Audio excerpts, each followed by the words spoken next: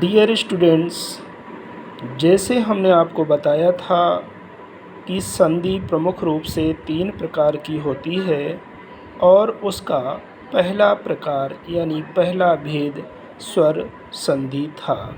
ठीक है, तो डियर स्टूडेंट्स आइए जानते हैं कि स्वर संधि किसे कहते हैं। तो डियर स्टूडेंट्स, दो स्वरों यानी कि दो वोवेल्स के बीच होने वाले मेल को स्वर संधि कहते हैं। अब किस प्रकार से दो स्वरों के मेल से स्वर संधि बन जाती है, तो देखिएगा, यहाँ पर एक शब्द मैं लिख रहा हूँ, रजनीश। ये एक शब्द है रजनीश। ये दो शब्दों के मेल से बना है रजनी प्लस ईश।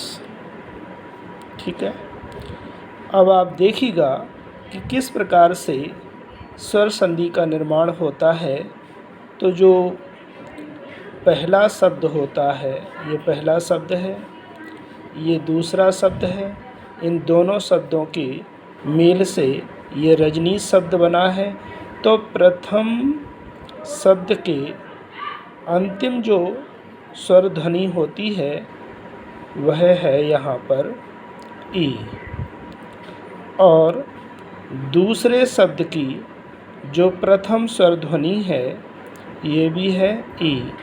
तो इसका नियम ये है कि यदि पहले शब्द के अंत में स्वर ध्वनि है और बाद वाले शब्द के यानी दूसरे शब्द के आरंभ में स्वर ध्वनि है, तो ये दोनों स्वर ध्वनियाँ मिल कर के एक स्वर ध्वनि का निर्माण करती हैं।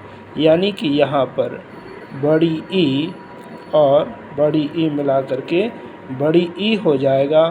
फिर यहाँ पर आप देख पा रहे हैं कि एक रजनी है और फिर ईश है।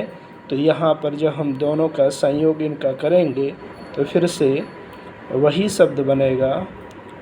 हमने यहाँ पे रजनी लिख दिया, यानी कि ये जो बड़ी ई आई, तो यहाँ पर ये आप देख रहे हैं ये बड़ी ई की मात्रा के रूप में यहाँ आ चुका है।